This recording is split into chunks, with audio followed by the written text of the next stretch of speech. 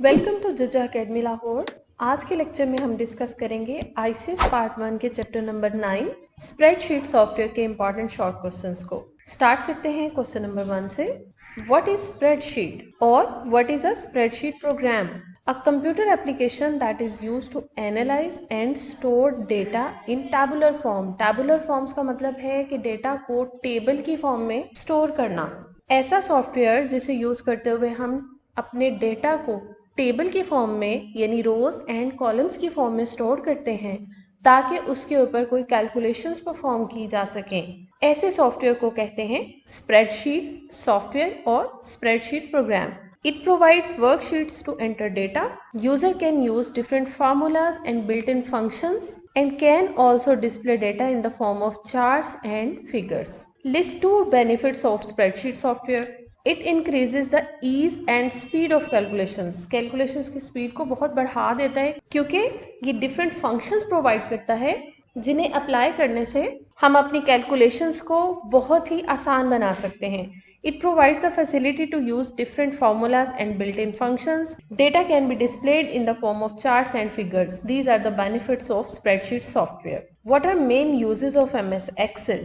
MS Excel is a spreadsheet software. Spreadsheet software के जितने भी uses अभी हमने पढ़े और benefits पढ़े वो सारे के सारे हम माइक्रोसॉफ्ट एक्सेल और MS एक्सेल को यूज करते हुए गेन कर सकते हैं। जैसे कि different organisations use it to track their profit and loss summary. इसी तरह economists can create graphs of economies growth. इसी तरह घरेलू खवातीन जो हैं वो अपने बजट्स को तैयार कर सकती हैं। एक टीचर अपने स्टूडेंट्स के रिजल्ट्स को प्रिपेयर कर सकता है in Microsoft Excel. Differentiate between worksheet and workbook. जब हम माइक्रोसॉफ्ट एक्सेल के आइकन पर डबल क्लिक करते हैं तो सामने हमारे जो विंडो ओपन होती है उसे कहते हैं वर्कबुक। और एक वर्कबुक में मल्टीपल वर्कशीट्स होती हैं। बाय डिफॉल्ट एक वर्कबुक में 3 शीट्स होती हैं यानी 3 वर्कशीट्स होती हैं। आप चाहें तो वर्कशीट्स को ऐड भी कर सकते हैं और रिमूव भी कर सकते हैं एक वर्कबुक से। So a workbook is a window that appears after opening Microsoft Excel is called workbook. A workbook is a file of MS Excel जिसे हम सेव करते हैं for future use. Each workbook contains 3 worksheets by default. A single page of a workbook is called worksheet. यानी workbook के अंदर जो different pages होते हैं हर पेज एक worksheet कहलाता है। And a worksheet consists of rows and columns. What is a 3D sheet? 3D sheet और worksheet में data of a worksheet can be used in the calculations of another worksheet of same और different workbooks. यानी एक worksheet के data को अगर हम किसी दूसरी वर्कशीट में यूज करते हैं चाहे वो वर्कशीट सेम वर्कबुक की हो या फिर किसी और वर्कबुक की हो, ऐसी शीट को कहते हैं 3D sheet. A 3D sheet is like a pad of worksheets. Differentiate between rows and columns in Microsoft Excel. Columns कहते हैं vertical lines को और rows कहते हैं horizontal lines को। और columns को लेबल किया जाता है alphabetic letter से like A, B, C और rows को represent करते हैं numeric values के साथ जैसे कि 1, 2, 3 and so on. So each vertical line in a spreadsheet is called a column and each horizontal line in a spreadsheet is called a row. Next question is what is cell and cell address. देखें अभी मैंने ये जो grid बनाया इसमें ऐसा point जहां पर एक कॉलम और रो एक दूसरे को कट कर रहे हैं इसे कहते हैं cell. Intersection of a column and a row, this point is called a cell. ये भी एक सेल है, ये भी एक सेल है। इसी तरह जितने भी बॉक्सेस आपको नजर आ रहे हैं हर बॉक्स एक डिफरेंट सेल है और हर सेल का एक स्पेसिफिक यूनिक एड्रेस हुआ करता है। फॉर एग्जाम्पल इसी सेल की बात करते हैं। इस सेल का एड्रेस होगा, पहले इसके कॉलम का नेम आएगा जो कि A है और फिर इसकी रो का नंबर आएगा जो कि 2 है। सो इस सेल का एड्रेस होगा A2। इसी तरह अगर इस सेल की बात करें तो इस सेल का एड्रेस होगा B और इधर से इसकी रो नंबर है 2। अब हम सेल की डेफिनेशन देखते हैं। Intersection of a row and column is called a cell. A cell is identified by the combination of column letter and row number such as A5 where A is the column letter and 5 is the row number, और इसी को कहते हैं cell का address. B6 एक cell address है, A10 cell address है, and so on. Next question is what is relative cell reference? When the address of a cell containing formula is changed after copying from one cell to another, it is called relative cell reference or relative address. Okay, इसकी example देखते हैं। If a formula in cell C1 is equal to A1 plus B1, ये आप जानते होंगे कि हर formula start होता है is equal to सिंबल से। C1 सेल के अंदर लिखा हुआ है is equal to A1 plus B1। जब हम इस फार्मूला को कॉपी करेंगे और इसे पेस्ट कर देंगे C2 के सेल में, तो क्या होगा, ये वाले जो एड्रेसेस हैं ये C2 के रिलेटिवली चेंज हो जाएंगे। अब ये C2 यानी सेकेंड रो में होने की वजह से फर्स्ट रो को रिप्रेजेंट नहीं करेंगे बल्कि सेकेंड रो को रिप्रेजेंट करेंगे। इसका मतलब ये है कि जब C2 में हम इस फार्मूला को कॉपी करेंगे तो ये formula is equal to A1 plus B1 से चेंज होकर is equal to A2 plus B2 हो जाएगा, क्योंकि C1 में रो 1 होने की वजह से यहाँ पर रो 1 लिखी थी दोनों सेल्स के साथ, लेकिन जब हमने इसे रो 2 में कॉपी किया तो अब ये रिलेटिव टू द रो 2 ही एड्रेस शो करवाएगा, which is A2 plus B2। In short, जब हम एक फॉर्मूला को एक सेल से उठाकर किसी दूसरे सेल में कॉपी करें और वो चेंज हो जाए तो ऐसे सेल रेफरेंस या सेल एड्रेस को कहते हैं रिलेटिव सेल रेफरेंस और रिलेटिव एड्रेसिंग। इसके ऑपोजिट दूसरी टाइप एड्रेसिंग की होती है एब्सोल्यूट रेफरेंसिंग और एब्सोल्यूट एड्रेसिंग। इसमें ये होता है कि जब हम एक सेल से फॉर्मूला को कॉपी करते हैं किसी दूसरे सेल में तो उसकी वैल्यूज चेंज नहीं होती, वो सेम ही रहता है। ऐसी एड्रेसिंग को कहते हैं एब्सोल्यूट रेफरेंसिंग। लेकिन जब हम एब्सोल्यूट रेफरेंसिंग को यूज कर रहे होते हैं तो वहां पर हमें डॉलर सिंबल को यूज करना होता है। यानी अगर एक सेल का एड्रेस है A1 तो इसको एब्सोल्यूट रेफरेंसिंग में लिखने के लिए हम डॉलर सिंबल को यूज करेंगे और हम यूं लिखेंगे dollar symbol A, again dollar symbol और फिर 1।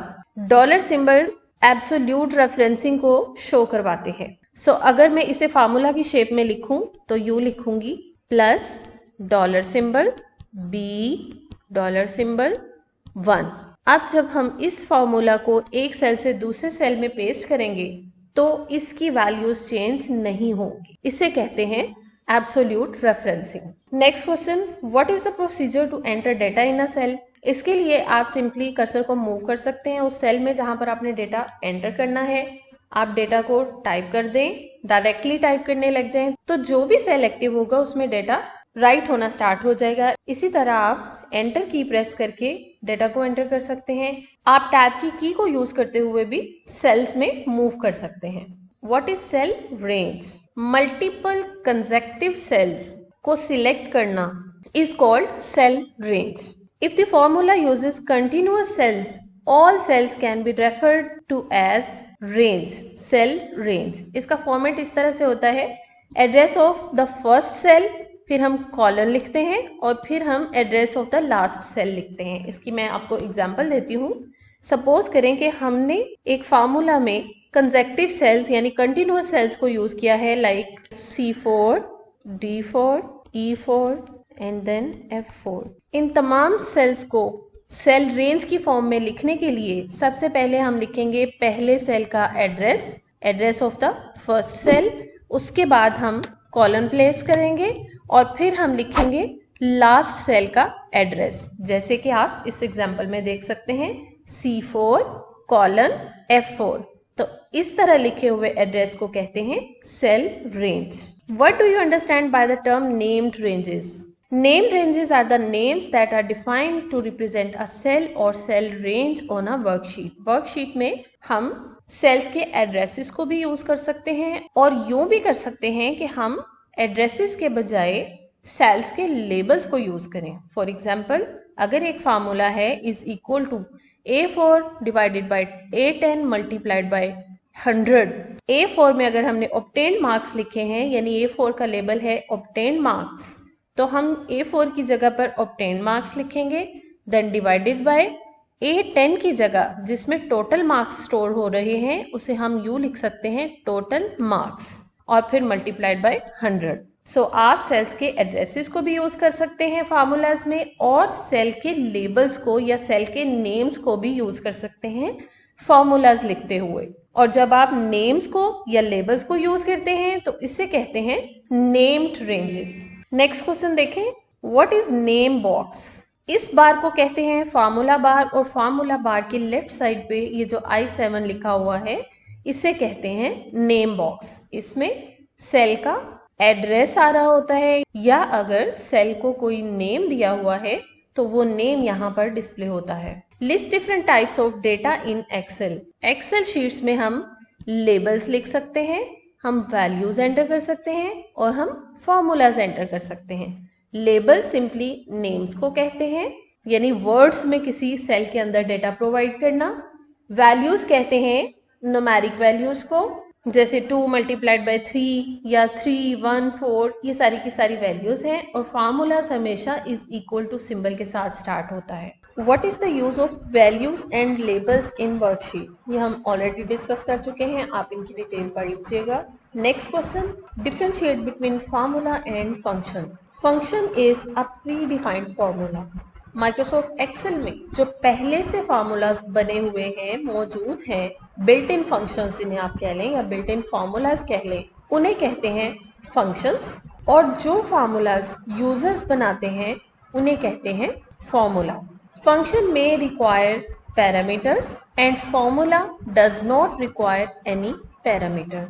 जैसे कि सम का फंक्शन है तो सम का फंक्शन एक बिल्ट इन फंक्शन है और उसमें हम पैरामीटर्स पास करते हैं, जबकि जो हम सिंपल फार्मूला लिखते हैं like A1 plus B1, this is a formula, a simple formula. ये एक सम का फॉर्मूला है लेकिन बिल्कुल सिंपल फार्मूला है, यूजर डिफाइंड फार्मूला।